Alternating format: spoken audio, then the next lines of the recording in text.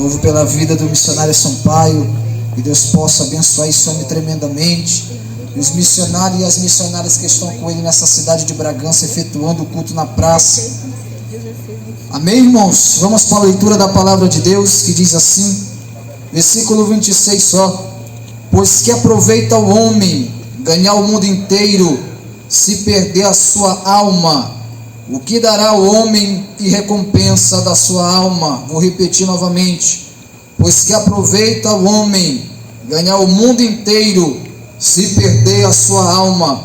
O que dará o homem em recompensa da sua alma? Irmãos, pode sentar adorando o nome de Jesus. Aleluia. Irmãos, sabemos que quando o assunto é culto e pregação, nós sabemos que tem uma grande batalha espiritual do reino das trevas contra o reino da luz. Sabemos que quando o assunto é levar a mensagem de Cristo às pessoas que são necessitadas, você pode ter a total convicção que por trás desse culto, no mundo espiritual, está tendo uma grande batalha entre o bem e o mal, entre trevas e luz. Esses dias também eu estava ministrando lá no bairro da Vila Sinhar, na área vermelha lá, o culto dirigido pelo pastor Arlan, me direcionou nessa noite, preguei lá, onde tinha pessoas que se encontravam no crime, na droga, na facção. Foi bênção de Deus lá, e teve batalha também. Culto é assim, irmãos, luta é assim, culto de vitória é assim, culto de libertação é assim, todos os cultos é assim. Irmãos, aqui Mateus vai escrever o primeiro livro do Novo Testamento. Quem foi Mateus, irmão? Deixa eu entrar um pouco aqui nesse tópico. Quem foi Mateus? Mateus, ele era publicano. Segundo o livro de Marcos e Lucas, ele tem um nome também chamado Levi. O encontro de Jesus com Mateus foi quando Jesus começa o seu ministério. Mateus era publicano. Que função era essa? Era como se fosse o agiota do dia de hoje. Mateus emprestava dinheiro com a questão de receber 10% a mais, 20% a mais. Mateus estava na coletoria, o texto dele vai dizer. Só que essas pessoas que trabalhavam nessa função de publicanos, havia duas linhas teológicas, ou seja, de estudo que aponta para esses publicanos. A primeira, a função dos publicanos era que eram pessoas ricas, conhecidas em Israel, pessoas que tinham autoridade. A prova diz que Zaqueu era publicano, Zaqueu era rico, Zaqueu era conhecido, grande nível, na cidade de Jericó. E a segunda linha é que Mateus, ele servia também aos publicanos, mas esse segundo padrão é que Mateus era pobre. Então Mateus, sendo israelita, ele faz aliança com o povo, aleluia, com o povo de Roma, os romanos. Ele aliança agora para cobrar imposto do seu povo. E sabemos que todos os publicanos, nos olhos da vista dos israelitas, eles eram vistos como traidores, como pessoas que viraram as costas para a sua nação. Mateus era descendência de Abraão, mas agora ele estava cobrando imposto do seu povo. Então todos os judeus olhavam para Mateus dizendo: esse aí é traidor, esse aí virou as costas para nós, esse aí fez aliança com Roma e agora está cobrando imposto de nós.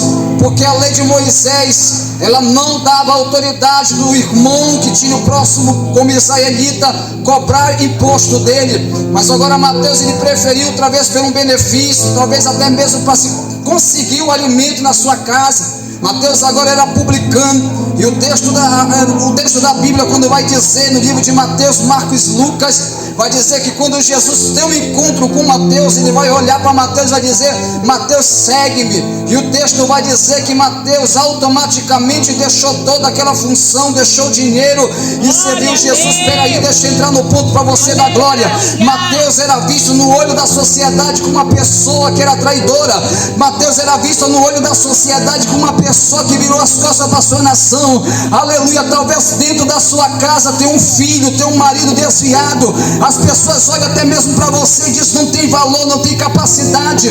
Mas Jesus teve um encontro com Mateus dizendo: mesmo que as pessoas olhem para você, não acreditem em você, mesmo que as pessoas olhem para você como traidor, eu ainda tenho promessa. Eu olho para você, era Jesus olhando para Mateus dizendo: Mateus, aleluia, abandona tudo, começa a me seguir. Mateus automaticamente seguiu Jesus, aleluia. Eu quero te dizer nessa noite: se você tem um parente desviado na droga, na prostituição, na bebida, o mesmo que Jesus teve encontro com Mateus, teve encontro comigo, teve encontro com esses homens que estão em cima do altar. Eu acredito, aleluia, na libertação na tua casa, eu acredito na libertação do teu marido, eu acredito na libertação do teu filho. Se você crê, começa a dar glória para Jesus de Nazaré, que ele já se faz presente nessa noite, aleluia. Irmãos, o texto ele é bem claro. Jesus aqui ele está pregando para os seus discípulos. E no capítulo 16, depois que Jesus ele começa exortando os fariseus, exortando aquelas autoridades de Israel, o que me chama a atenção é que quando Jesus começa o seu ministério, Jesus agora começa a andar na Galileia. Jesus ele não entra na sinagoga, Jesus ele não entra, aleluia, nos templos primeiramente, atrás dos fariseus, atrás dos saduceus, atrás dos escribas, pessoas que conheciam a lei, pessoas que conheciam o mandamento de Moisés. Mas Jesus agora começa andando na Galileia. Chegando à beira de uma praia, Jesus vai olhar para Pedro, Tiago, João e André. Jesus também vai escolher Mateus, como foi citado. Jesus agora vai entrar e vai falar com Filipe. Filipe vai pegar Pedro, aleluia. Jesus escolhe pessoas que no ponto de vista da sociedade não tinham esperança. Jesus escolhe pescadores, escolhe uma pessoa que cobrava imposto. Jesus vai escolher Tomé, vai escolher Filipe, aleluia. Nos olhos da sociedade talvez, aleluia, o quadro não tem mais jeito, mas eu meditando nas Sagradas Escrituras, eu fui entender que Jesus ele é especialista de quebrar cativeiro. Jesus é especialista de quando ele entra no quadro. Quem se lembra de Lázaro, 4 dias estado de decomposição? Quem se lembra daquele filho da viúva de Naim, aquele menino já tinha morrido? Quem se lembra, aleluia, da filha de Jairo? O homem chegou para Jairo dizendo: Jairo, acabou. Mas quando Jesus entra no quadro, quando Jesus entra na história, Jesus ele dá com uma palavra e a pessoa sai vitoriosa. Quando Jesus entra no quadro, ainda que seja quadro de decepção, mas Jesus ainda é ele que dá a última palavra. Talvez o seu casamento, a sua família está quase, aleluia, a cair, o seu ministério está por um fio para se desviar, mas eu vim aqui em nome de Jesus para te dizer nessa noite: continua, acredita, persevera. Jesus ainda promete, aleluia, aquilo que ele prometeu na sua vida e está de pé, aleluia. Aquilo que ele prometeu na tua casa, libertação, ainda está de pé nessa noite, aleluia. Bendito seja o nome de Jesus. Irmãos, o texto aqui vai falar de cruz. E eu fazendo um estudo dentro da Bíblia, eu fui entender que o primeiro homem a ser morto no madeiro se encontra lá no livro de Gênesis, capítulo 40, no versículo 19. Quando José está preso, Deus vai usar José nos seus dons. José vai interpretar para 2 copeiros, dizendo: olha, tu será colocado na sua função, mas tu, o rei, te levantará no madeiro e te enforcará. Desde a antiguidade, aquela pena era executada, a pena da cruz, a pena do madeiro. O próximo homem também, no livro de Josué, capítulo 8, versículo 29. Josué agora vai pegar um homem, rei de Ai, ao qual Josué estava pelejando para conquistar aquelas terras. E aquele homem foi enforcado também. Moisés também vai dizer no livro de Deuteronômio 21, versículo 22 e 23. Ele vai dar uma ordem da parte de Deus dizendo: olha, quando o homem for culpado e digno de morte, que ele seja crucificado, e depois de ser crucificado, aleluia, esse homem ele tem que ser tirado da cruz, ele tem que ser tirado do madeiro antes ao pôr do sol, porque esse homem é maldito de Deus. E aqui está uma das magníficas revelações do apóstolo Paulo. Ele vai dizer na carta de Gálatas, capítulo 3, versículo 13, ele vai dizer que Cristo nos resgatou da maldição da lei, fazendo-se maldito por nós, porque está escrito: aquele que for morto na cruz é maldito de Deus. Jesus se fez maldito por mim e por você. Quem se lembra quando Jesus está na cruz? Pegou cravo na mão, pegou cravo no pé, pegou chicotada, aleluia. Jesus estava ali deformado, Jesus estava no seu último suspiro. Bendito seja o nome de Jesus. E começou a falar: Elohim, Elohim, lama sabachthani. As palavras traduzidas para o português quer dizer: Deus meu, por que me desamparaste? Há uma linha de estudo que diz que foi o único culto que Deus Pai não permaneceu com o Filho. Foi o único momento que o Deus Pai não estava com o Filho. Foi o único momento que Jesus ficou separado da presença do Pai. Foi por isso que ele vai dizer: Pai, por que tu me desamparaste? E naquele momento ele vai entregar o seu precioso fôlego de vida a Deus. E naquele momento Jesus esmaga a cabeça da serpente por mim e por você. Jesus entra, aleluia, na batalha e sai vitorioso. Eu quero te dizer nessa noite, aleluia, que você que está nessa caminhada, você que está adorando, você que está na cruz de Jesus, Paulo vai dizer em Gálatas capítulo 12, versículo 20: já estou crucificado com Cristo, e vivo não mais eu, mas Cristo vive em mim. E a vida que agora vivo na carne, vivo pela fé do Filho de Deus, a qual me amou e se entregou a si mesmo por mim. A mensagem que eu vim trazer para vocês, irmãos, é mensagem de fé, é mensagem de coragem. Sabemos que esse caminho é estreito, a porta é apertada, porque tem muitas pessoas que não querem servir a Jesus.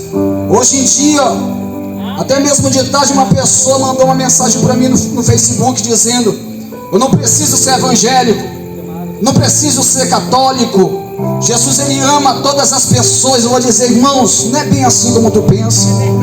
Porque para nós servir Jesus, o texto de João capítulo 1 versículo 12 vai dizer: mas a todos quanto creram, ele deu o poder de serem chamados filhos de Deus. Eu comecei a falar para ele, falei: irmão, Tiago vai dizer que até os demônios creem e estremecem. Não é só crer, é necessário mudar de hábito, mudar de comportamento, é necessário entrar pela porta. Jesus vai dizer, Evangelho de João capítulo 10 versículo 9, Jesus vai começar falando agora: eu sou a porta, quem entrar por mim entrará e sairá e achará boa pastagem.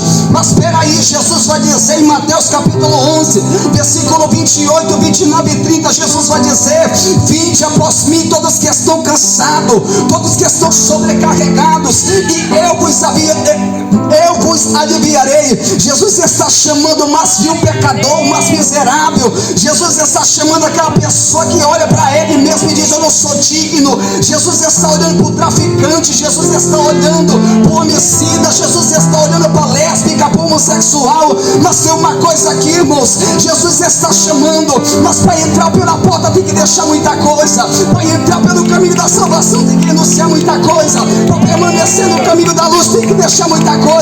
Sabe por que tem muitas pessoas que lançam palavra na nossa cara? Sabe por que muitas das vezes as pessoas vêem nós adorando, vêem nós exaltando, pulando, glorificando a Deus, e as pessoas olham para nós dizendo: isso aí é só fachada, isso é só carne? Porque tem muitos que não conseguem permanecer de pé, porque tem muitos que não conseguem colocar a mão no arado e permanecer no caminho da justiça. Sabe por que Jesus vai olhar e vai falar para eles assim: vinde após mim? Mas Jesus vai dizer também: eu sou a porta. É necessário nós entrar, mas tem que deixar muita coisa. Paulo vai dizer na segunda carta de Coríntios capítulo 5 versículo 17: já estou crucificado com Cristo, bendito seja o nome de Jesus, aleluia. Aquele que está em Cristo Jesus, nova criatura é. As coisas velhas se passaram e eis que tudo se fez novo, tudo se fez novo, tudo se fez novo, aleluia. Tem que ter renúncia, tem que ter mudança de hábito. Você já viu cristão que não fala com o crente? Você já viu irmãos que têm empurrado com o irmão dentro da igreja? Você já viu irmãos que não vai com a cara de autoridade?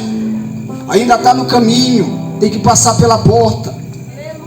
Jesus ele vai dizer, irmãos, no livro de João, ele vai falar, aleluia, capítulo 8, versículo 12: Eu sou a luz do mundo. Aquele que me segue não andará em trevas, pelo contrário terá a luz da vida. Jesus vai dizer agora, João capítulo 14 versículo 6, eu sou o caminho, eu sou a verdade, eu sou a vida. Jesus vai dizer também, João capítulo 15 versículo 1, Jesus vai dizer, eu sou a videira verdadeira, meu pai é o agricultor. Jesus vai dizer também, Evangelho de João capítulo 6 versículo 35, eu sou o pão da vida. Aquele que vem a mim jamais terá fome, e aquele que vem a mim também jamais terá sede. Jesus também vai dizer, aleluia, bendito seja o nome de Jesus. Ele vai falar no livro de Apocalipse, eu sou resplandecente, a estrela da manhã. Jesus vai falar, aleluia, vai tomar responsabilidade no seu ministério. Talvez tem pessoas que olham para você e não valorizam o seu chamado. Talvez tem pessoas que olham para você e não valorizam a sua escolha, não valorizam o som que Jesus derramou. Mas deixa eu te falar, eu era assim também. Eu era uma pessoa que eu era louca, eu era perdida. Irmão, faz 5 meses que eu saí da cadeia. 5 meses atrás eu estava pregando para pessoas dentro do cárcere, pessoas que eram sentenciadas, pessoas que estavam na droga, pessoas que foram sentenciadas no homicídio, pessoas que foram sentenciadas, aleluia, no assalto. E eu também estava lá pregando, dizendo, irmão, tem possibilidade. Jesus salva, Jesus cura. Tinha pessoas ali que estavam faccionadas, fechadas com o comando vermelho. E eu sempre falava, irmão, a mesma mão que te abraça é a mesma mão que te aperta, a mesma mão que te recebe, é a mesma mão que lança o decreto para você. Eu sempre pregava para aqueles homens porque eu sabia de onde eu vim. Jesus me resgatou do mundo do crime, me resgatou da cadeia, me trouxe aqui para dizer nessa noite para você: continua adorando, continua acreditando. Jesus vai fazer um milagre na sua vida. Aleluia, aleluia. Oh, louvado seja o teu nome, Senhor. Jesus vai falar, irmãos, em nome de Jesus. Ele vai dizer que aquele que quiser ser meu discípulo, tome sobre si a sua cruz, renuncie-se a si mesmo e segue-me. Pois o que dará o homem em troca da sua alma? O que dará o homem em recompensa naquele grande dia? O que será de mim e você, irmãos? O que será de nós? Sabemos que Cristo já morreu na cruz e o sacrifício foi efetuado, mas nós sabemos também que Ele mesmo vai dizer que dentro da colheita existe o joio, existe o trigo. Jesus vai falar nas parábolas, pastor Tony Rocha. Ele vai dizer também que quando uma rede é lançada no mar, ela traz grande quantidade de peixe, e os peixes bons é separado e os maus são lançados. Jesus vai falar sobre o servo bom e o servo, aleluia, infiel. Jesus, ele vai falar também, aleluia, sobre várias parábolas, ele relatando sobre o verdadeiro adorador, relatando sobre o verdadeiro cristão. Jesus está falando aqui por discípulo. Essa mensagem não foi para pessoas que estavam desviadas, não, irmão. Jesus vai falar, vai olhar para a cara dos 12 e vai dizer: aquele que quer ser meu discípulo, renuncie a si mesmo, tome sobre si a sua cruz, aleluia, e começa a me seguir. Aleluia. Jesus vai dizer no Evangelho de Lucas capítulo 9 versículo 62, Jesus vai dizer: olha, aquele que põe a mão no arado e olha para trás não é digno do reino do céu. O que é arado, irmão Luan? Arado, aleluia, é um instrumento ao qual era colocado nos bois para puxar para dar terra, porque naquele tempo não existia trator, e aqueles homens se colocavam aquele arado, eles tinham que colocar a mão no arado e tinha que fazer aquela linha ser rasgada, aleluia, corretamente. Jesus estava dizendo: pode me seguir, quem quiser vir após mim pode vir, quem quiser, aleluia, me seguir pode me seguir, mas tem que olhar para frente, tem que olhar para mim, tem que olhar para mim, tem que olhar para mim. Quem se lembra de Pedro naquela embarcação, depois que Pedro começa a andar nas águas, Pedro começa agora a tirar a visão de Jesus, começa a afundar. Jesus vai dizer na cara dele: homem de pequena fé, porque duvidastes. Jesus também vai dizer para Paulo de Tarso, o homem mais perseguidor da igreja cristã, da igreja primitiva. Paulo começou a se levantar agora, como seu nome era Saulo, agora Saulo começa uma grande perseguição. Saulo pega as cartas, aleluia, das autoridades de Damasco, dizendo: vou começar a perseguir, vou começar a torturar, vou começar a pregar cristão. Jesus se manifesta para ele no resplendor da meio-dia, dizendo: Saulo, Saulo, por que tu me persegues? Duro é para ti recalcitrar contra os aguilhões. Jesus Jesus estava dizendo para Paulo: Paulo, duro é para ti recalcitrar contra os meus aguilhões. O que é aguilhão, irmão? O aguilhão é uma vara, que aleluia, na ponta dessa vara existe um ferro afiado, que os agricultores usavam para pontear o gado, para furar o gado quando o gado não queria puxar o arado.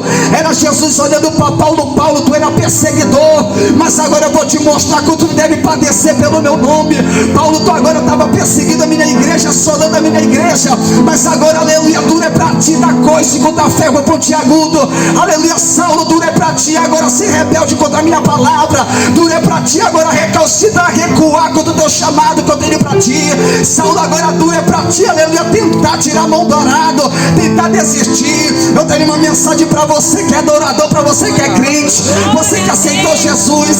Continue nesse caminho, continue buscando. Aleluia, pode se levantar gigante, pode se levantar Satanás, pode se levantar, aleluia, pessoas caluniadoras, mas aquele que prometeu, aleluia, o chamado na sua vida é fiel e verdadeiro para cumprir.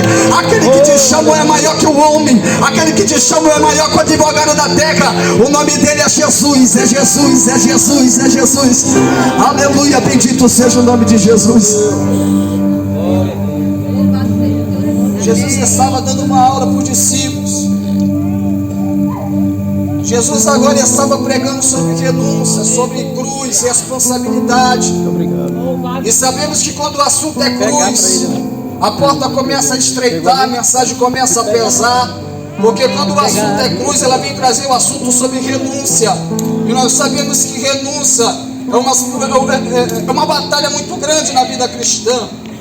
Quando a renúncia é falada na Bíblia, as pessoas, até mesmo Paulo vai dizer que chegará um tempo que as pessoas irão criar comichão nos ouvidos, irão levantar suas próprias autoridades para pregar aquilo que ela deseja. Mas escuta só que eu vou te falar aqui em nome de Jesus. Mesmo que as pessoas estão retrocedendo, mesmo que as pessoas estão tirando a mão do arado, Jesus sempre vai levantar uma pessoa corajosa para dizer que santidade ainda é, aleluia, o passaporte para o cristão para o céu, que santidade ainda é o título do crente, a identidade do crente. Mesmo que as pessoas dentro da casa de Deus estão se covardando, Deus escolhe o prostituto, Deus escolhe o traficante, vai capacitar, vai levantar, vai batizar com o Espírito Santo para pregar para essa nação aí que está precisando de Jesus. Aleluia, profetizo nessa noite, aleluia, que está chegando o tempo, e agora é chegado, que está na hora de eu e você entrar pelos bairros de Bragança, pregar para traficante, pregar para pessoas que estão no comando vermelho, dizer: ainda há esperança, ainda há mudança. Jesus batiza, Jesus salva, Jesus cura, ainda há mudança para essa pessoa. Missionária Sampaio, esses dias eu estava pregando e eu relatei uma coisa. Lá nesse culto que eu preguei lá na Vila Sinhá, tinha pessoas lá conhecidas da linha do crime, tinha pessoas que eram faccionadas do comando vermelho, e eu andava no crime também, eu conhecia essas pessoas, e eu fui entender, o Senhor me deu entendimento, eu fui entender que o objetivo de Satanás sempre foi estar em primeiro lugar no coração do homem, na mente do homem. Então o inimigo, ele cria agora os 10 estatutos da facção. Mas quando eu venho ver na Bíblia, Êxodo capítulo 20, eu venho me inclinar e eu venho ver que o homem, ele prefere obedecer os mandamentos do comando vermelho. O homem, ele prefere obedecer os 10 mandamentos do crime, porque o mandamento de Deus vai dizer: não adulterarás, e o homem adultera. Os mandamentos de Deus vai dizer: não furtarás, e o homem rouba. Os mandamentos de Deus vai dizer: não cobiça nada do seu irmão, e o homem cobiça. Aleluia, o homem, ele prefere servir, aleluia, até mesmo obedecer, aleluia, o mandamento da facção. O Senhor me deu um entendimento dentro do caso para pregar para um povo desse que eu preguei lá na Vila Sinhá. Pessoas ficaram me olhando, abaixaram a cabeça, aleluia, mas eu não escondi o que o Senhor queria falar, e eu vou trazer novamente. O adversário, ele usa a pessoa que está no mundo, ele usa o traficante, ele usa aquela pessoa que um dia, aleluia, tinha projeto, e o adversário agora, ele usa as pessoas para fazer apologia, aleluia, até mesmo a sua bandeira, apologia a sua camisa. Aqui no estado do Pará, irmão, se você não sabe, você vai saber agora.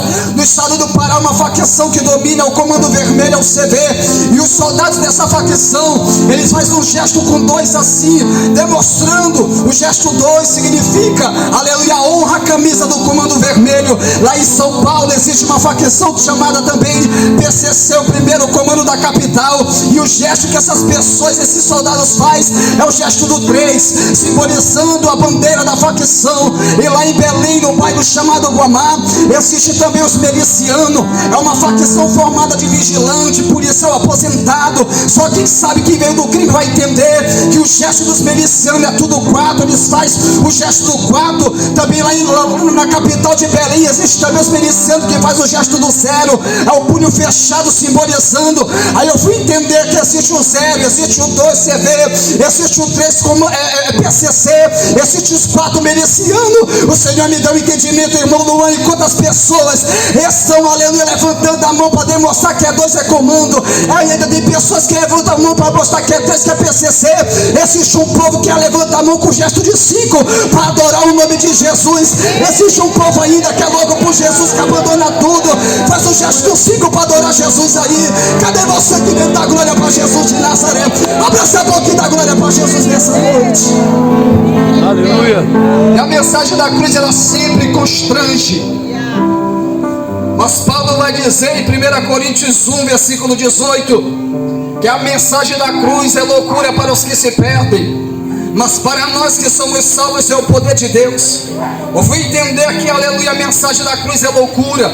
E Paulo vai dizer também que Deus, aleluia, a loucura de Deus é mais sábia do que a sabedoria do homem. E Deus, na sua loucura, Ele escolhe as coisas loucas desse mundo.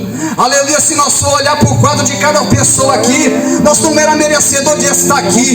Se nós for olhar para cada cenário de pessoas e pegar o seu passado, nós não era merecedor de estar aqui. Nós não tinha honra, nós não tinha o privilégio de estar aqui adorando Jesus. Mas a sua graça nos alcançou. Foi Ele que nos escolheu. Eu sempre falo nas minhas ministrações, Jesus, Ele nunca erra unção na cabeça de escolhido. Quando Jesus aponta o dedo e vai dizer: minha serva, é meu servo, ainda que se levante o mundo, ainda que se levante toda a ferramenta preparada, mas Jesus sempre vai ter um projeto, Jesus sempre vai ter um livramento. Eu tenho uma coisa para te dizer nessa noite: toda ação